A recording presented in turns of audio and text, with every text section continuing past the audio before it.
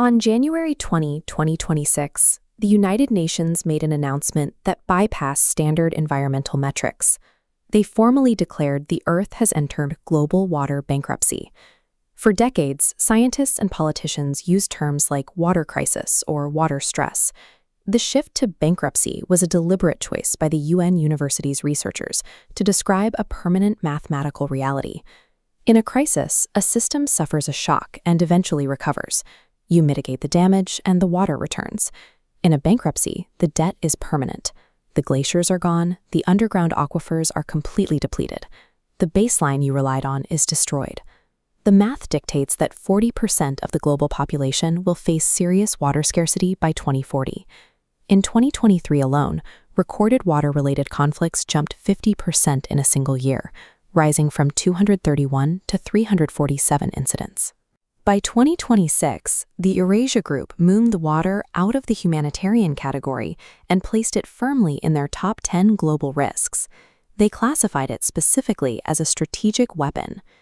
Because water inherently flows downhill, geographical origin grants absolute power.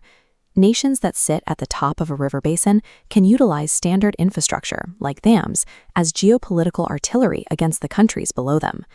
This map of the Nile River Basin highlights a massive geopolitical mismatch.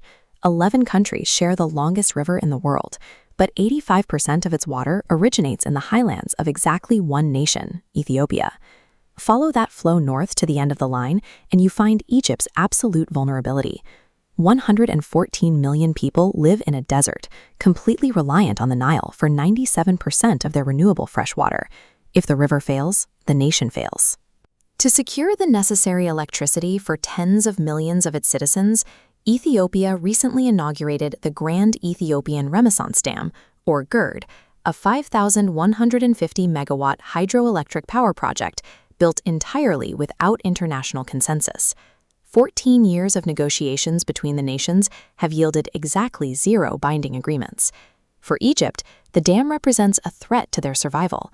In 1979, former Egyptian President Anwar Sadat stated clearly that if Ethiopia takes one drop of Nile water, there will be war.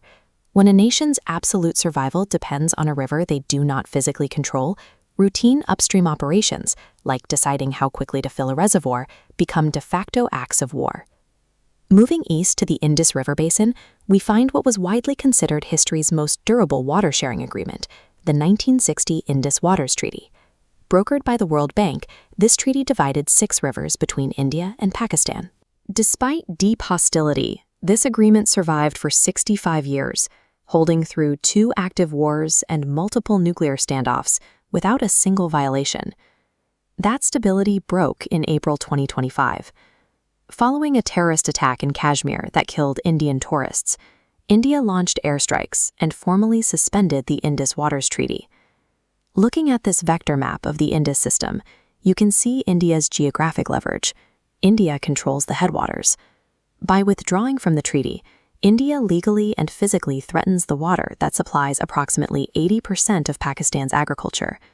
The stakes are immediate. Pakistan is already navigating an ongoing IMF bailout and an energy crisis. They consider the suspension of this water agreement an explicit act of war. Treaties are only as strong as the political will sustaining them. When that will evaporates, a nuclear-armed downstream nation is at the complete mercy of upstream geography. This map of the Tibetan Plateau, often called the Third Pole, reveals the origin point for 10 major Asian rivers. These waterways flow outward to feed approximately 2 billion people across the continent. All of these headwaters sit within Chinese territory. China builds massive international dams across these rivers, and they refuse to sign any binding, transparent water-sharing agreements with the nations waiting downstream. We have already seen how this leverage operates. During the severe droughts of 2019 and 2020 on the Mekong River, satellite data proved that China restricted water flows, starving downstream nations while keeping their own upstream dams full. Now China is planning the Great Bend Dam on the Brahmaputra River under strict secrecy. To understand its scale, look at China's existing Three Gorges Dam. The Great Bend project is designed to have 3 times this generating capacity, sitting directly upstream of 130 million people in India and Bangladesh. Without firing a weapon, China has engineered absolute hegemony over Asia simply by controlling the tap. While the geography of these basins guarantees tension, solving the global water bankruptcy is an entirely achievable goal. The World Resources Institute ran the numbers. Securing global water, fixing the infrastructure, treating the waste, and optimizing agriculture would cost approximately 1% of global GDP. That equates to 29 cents per person per day. The technological triumphs already exist. This official is holding a bottle of New Water, Singapore's brand of high-grade reclaimed water produced from treated wastewater. It currently supplies 40% of Singapore's needs. In Israel, drip irrigation has reduced agricultural water use by 45%, while actually increasing crop yields. The bottleneck is not the technology, and it is not the cost. What is missing is exclusively the political will to cooperate. Two distinct futures are available. We can choose the peaceful cooperation modeled by the early decades of the Indus Treaty, or we can look at the Mosul Dam in Iraq. When ISIS captured this infrastructure, they used it to flood communities and cut off downstream water supplies, holding an entire population hostage. The final question reduces to this. Will the nations sharing these drying rivers realize they need each other more than they fear each other before the water stops flowing completely?